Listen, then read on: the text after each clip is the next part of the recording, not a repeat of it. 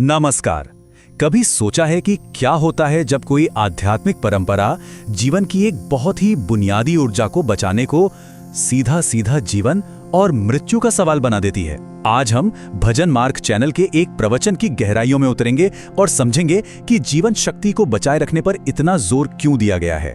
तो इस पूरे प्रवचन का जो सार है वो इस एक लाइन में सिमट जाता है, वीर नाश मतलब जीवन का नाश। और ये कोई हल्की फुल्की सलाह नहीं है, ये एक सीधी सपाट चेतावनी है। यहाँ इसे किसी मामूली आदत की तरह नहीं देखा गया है, बल्कि इसे तो अस्तित्व से ही जोड़ दिया गया है। लेकिन सवाल यह है कि आखिर क्यों किसी एक शारीरिक क्रिया को जीवन का सार क्यों माना गया है। चलिए अब इस दावे के पीछे जो तर्क दिया गया है उसे जरा समझते हैं। देखिए, इस पूरे विचार की जो नींव है वो सप्तम धातु की अवधारणा पर टिकी है। इस नजरिए से हम जो भी खाना खाते हैं वो एक बहुत लंबी प्रक्रिया से गुजरता है। पहले वो रस बनता है, फिर उससे खून, फिर मांस, मेद, अस्थि और मज्जा। और इन 6 पड़ावों के बाद इन सब का जो निचोड़ है, जो सबसे आखिरी और सबसे शक्तिशाली सार है, वही है 7वीं धातु यानी वीर्य। इसे ही शरीर की सबसे बड़ी ऊर्जा कहा गया है। इसे समझाने के लिए एक बहुत ही सहज सा उदाहरण दिया गया है। सोचिए, जब हमें कहीं चोट लगती है तो खून क्या करता है? वो खुद को बचाने के लिए बहना बंद कर देता है, जम जाता है ना? ये उसका स्वभाव है।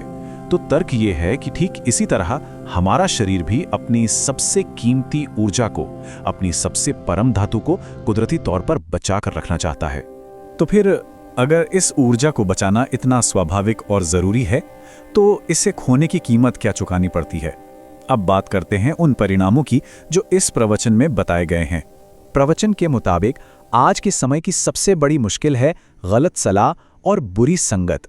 इसी के चलते जिस विषय को इतना ज्यादा गंभीर माना गया है, आज की युवा उसे सिर्फ एक मनोरंजन का जरिया समझ बैठे हैं और इसके जो गहरे परिणाम हो सकते हैं उनसे वो पूरी तरह बेखबर हैं। और इसके परिणाम वो चौंकाने वाले हो सकते हैं। प्रवचन के अनुसार डिप्रेशन, तरह तरह के मानसिक रोग, हर वक्त छाई रहने वाली सुस्ती और पढ़ाई लिखाई से मन का पूरी तरह हट जाना, ये सब उसी से जुड़ा है। यहाँ तक कि यह इंसान को समाज से बिल्कुल अकेला कर सकता है और कुछ मामलों में तो आत्महत्या की वजह भी बन सकता है।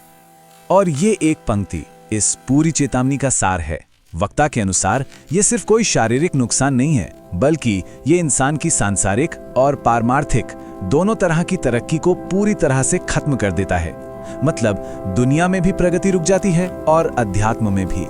तो सवाल ये उठता है कि अगर समस्या इतनी गंभीर है तो फिर इसका रास्ता क्या है? इसका समाधान प्रवचन में संयम के मार्ग के तौर पर सुझाया गया है। इसमें 3 बहुत ही सीधे लेकिन असरदार कदम बताए गए हैं। पहला, अच्छा और सात्विक खाना पीना। दूसरा, शरीर को मजबूत रखने के लिए रोज व्यायाम करना। और तीसरा, जो शायद सबसे ज्यादा जरूरी है, अपने मन में, अपने विचारों में पवित्रता बनाए रखना। इसके पीछे का मनोविज्ञान बहुत गहरा है। हमारा जो शरीर है ना, वो आदतों का गुलाम होता है। अगर कोई अपने खान पान, अपनी दिनचर्या और अपनी सोच को सही दिशा दे देता है तो शरीर भी धीरे धीरे उसी के हिसाब से ढल जाता है। और तब इस ऊर्जा को बचाना कोई संघर्ष नहीं, बल्कि एक स्वभाव बन जाता है। अब हम इस विश्लेषण के सबसे गहरे और शायद सबसे ज्यादा चुनौतीपूर्ण हिस्से पर आते हैं, जहां स्वतंत्रता यानी आजादी के असली मतलब पर ही सवाल उठाया गया है। यहाँ वक्ता आजादी की आज की परिभाषा को पूरी तरह से पलट देते हैं। उनके हिसाब से अपनी मनमानी करना और इंद्रियों की हर इच्छा के पीछे भागना, ये आजादी नहीं, ये तो गुलामी है। असल में आजाद तो वो इंसान है जिसने अपनी इंद्रियों पर जीत हासिल कर ली है और जो बड़ों और शास्त्रों के मार्गदर्शन को मानता है, वही सच्चा स्वतंत्र है। और ये बात सीधे सीधे हमारी शिक्षा से जुड़ जाती है। प्रवचन का तर्क है कि असली पढ़ाई लिखाई वो अहंकार नहीं लाती, वो तो विनय, पवित्रता और शालीनता सिखाती है।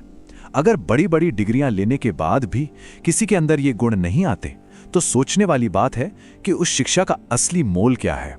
और आखिर में हम उसी एक सवाल के साथ इस चर्चा को विराम देते हैं जो वक्ता ने उठाया था कि ये देव दुर्लभ मानव शरीर, जिसे भगवान को पाने का साधन तक माना गया है, उसके साथ ये कैसा खिलवाड़ किया जा रहा है। ये एक ऐसा सवाल है जो अपने आप में एक बहुत गहरा चिंतन है।